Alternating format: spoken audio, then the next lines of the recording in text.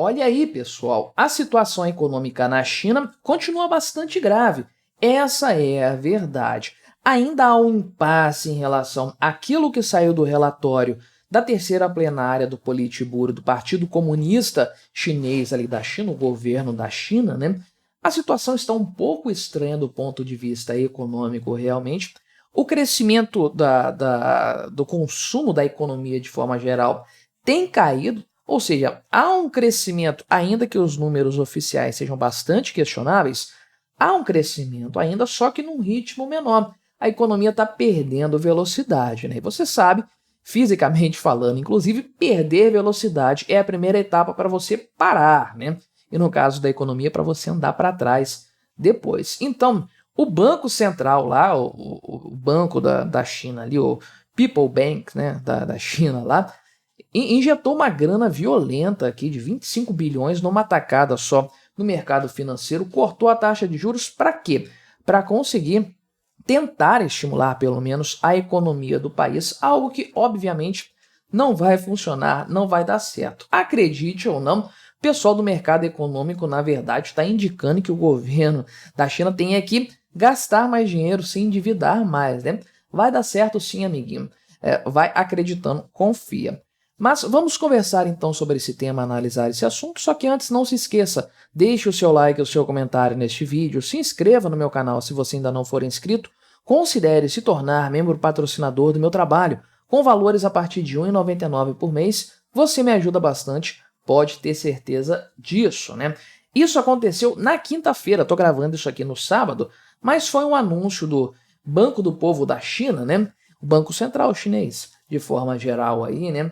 Que anunciou que vai cortar a taxa de juros principal. Não é um corte brutal, definitivamente não é um corte brutal, um corte assim brusco, mas é um corte ainda assim que tem um objetivo de fato de dar uma dinamizada para a economia de alguma forma, né? Então, isso aqui é a linha de empréstimo de médio prazo para um ano. Isso aqui é uma taxa anual. Caiu de 2,5% para 2,3%, que convenhamos, é uma taxa bastante baixa, né, de forma geral, uma taxa pequena, sendo que no início da semana o Banco Central da China já tinha anunciado outro corte aqui, né, no caso a taxa de recompra reversa de 7 dias, que caiu de 1,8% para 1,7%, e ainda nesse mesmo dia fez um anúncio aqui da taxa de juros de referência para empréstimos de longo prazo, de 1 e 5 anos, que caíram aqui, né, no caso para empréstimos de um ano caiu para 3,35 e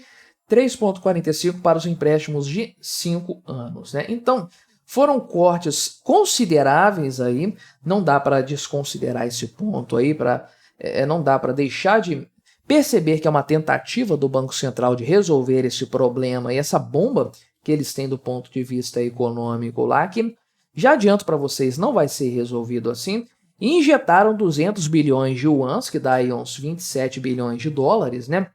A quantidade de dinheiro a mais na economia para justamente dar uma agilizada nesses empréstimos aí, tentar fazer a coisa andar um pouco mais. Qual que é o objetivo aqui? Segurar pelo menos a queda no desenvolvimento da economia do país, né? Porque o que acontece? Inclusive aqui, né, tem a questão da cotação da moeda e tudo mais, só que, né, o pessoal aqui do mercado financeiro acredita que isso não é suficiente, não vai ser o suficiente para conseguir evitar os problemas, o agravamento dos problemas econômicos na China, né, especialmente o setor imobiliário que está implodindo, né, uma implosão épica, o pessoal da CNN Brasil coloca a coisa dessa forma aqui, né. Então, o que o governo está fazendo? Ele está injetando dinheiro agora na indústria, nas fábricas, né? Assumiu esse objetivo de fazer definitivamente as indústrias serem um grande motor da economia chinesa, uma vez que o setor imobiliário está dando uma arrefecida violenta.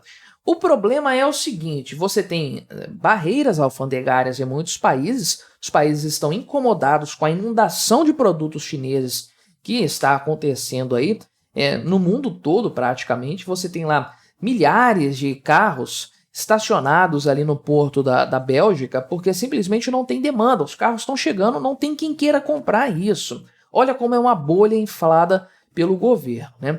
Faz crer aí que a economia está crescendo pelo setor industrial, que tem demonstrado crescimento sim, só que não tem demanda lá na ponta. De que adianta a indústria fabricar se não tem quem compre? Isso é desperdício de recursos, é algo que não tem valor para o mercado, mas engana o PIB com certeza, né? E aí o governo tenta vender uma situação melhor do que ela está.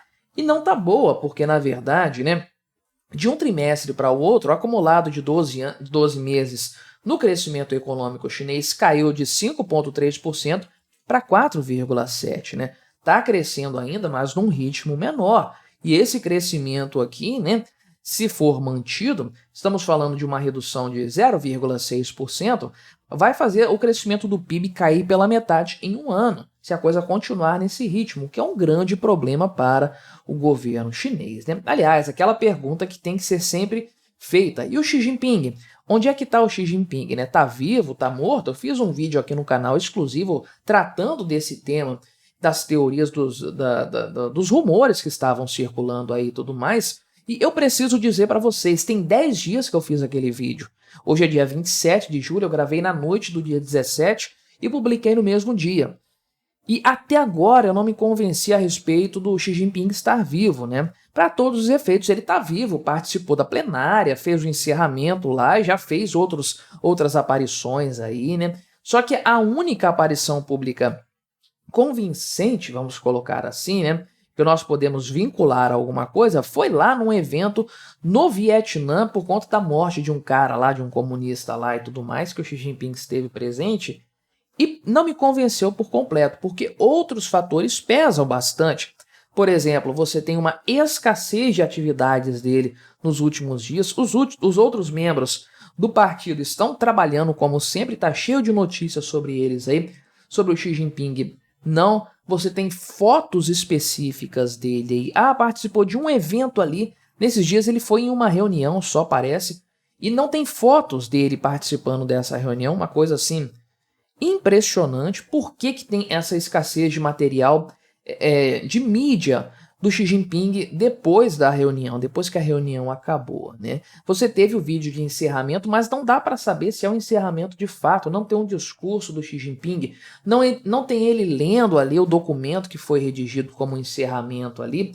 E a questão é o seguinte, estou gravando no dia 27, conforme eu falei, parece que ele vai ter um evento no dia 28, vai receber a delegação de algum país ali, e aí provavelmente a gente vai saber se ele morreu ou não nessa história, porque se não tiver nenhuma imagem oficial disso, para mim é a definição clara de que o cara foi pro saco. Agora, se a gente tiver ele participando ali, conversando, falando especialmente, né, para não ser nenhum sósia, alguma coisa assim, a gente pode levar mais a sério o fato dele estar vivo, ainda que para mim o grande ponto é que Xi Jinping, não só o indivíduo, tudo o que ele representa está muito enfraquecido nesse momento por conta da economia. Esse aqui é o calcanhar de Aquiles do comunismo hoje. E parece que estamos vendo aí a migração de um tipo de economia para outro tipo de economia, evitando o colapso completo do país em algum momento aí, né?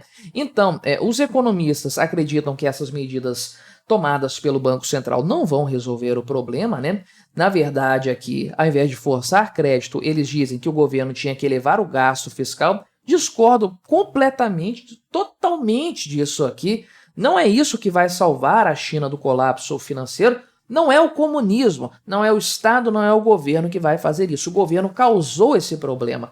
Ele está longe de ser a solução, né? Mas então, eles estão dizendo que o governo tem que intervir mais aqui, né? No setor imobiliário e tudo mais. Obviamente isso aqui não vai resolver, o governo tem feito isso aqui há algum tempo, só vai agravar o problema, empurrar a coisa mais para frente, né? Os economistas aconselham isso aqui porque tá cheio de fundo de investimento com dinheiro lá aplicado na China, especialmente no setor imobiliário, e eles querem um bom momento para sair desse investimento, dessa bomba, né? Uma valorização, um voo da galinha para ganhar alguma coisa ali ou recuperar parte do prejuízo e sair dali o quanto antes que a coisa toda desabe. O único objetivo desses economistas indicarem isso aqui, aconselharem esse tipo de medida, realmente é para evitar o colapso de investimentos estrangeiros que estão ali na China, tentar tirar o dinheiro antes da coisa desabar por completo, né? Olha só aqui, por exemplo, né? Isso aqui foi a senhora Jennifer Zeng, que é quem trouxe a notícia do suposto AVC do Xi Jinping primeiro, né? E ela falando aqui que a Honda fechou uma linha de produção ali na China, né? E reduziu a produção em 300 mil carros, né? Carros a gasolina no caso aqui, que é a primeira vez que isso acontece, né? Que a Honda diminui a sua capacidade de produção na China, e aí isso vai acontecer em outubro e novembro, né? É uma parte pequena aqui, né? Pequena sim, 20%, não é pouca coisa sem dúvidas, mas a Honda continua funcionando lá na China, produzindo mais de 1 milhão de automóveis, né? Só que é um indício de que a economia está desacelerando. Conforme eu falei, o atual estado da economia chinesa é de desaceleração. Esse é um primeiro passo para parar por completo. E aí, em matéria econômica, depois que o carro para, ele começa a dar marcha ré. E eu acho que a China vai chegar nesse patamar em não muito tempo. Mas me diga aí o que você achou da minha análise, colabore com o nosso debate. Se inscreva no meu canal se você ainda não for inscrito e até a próxima.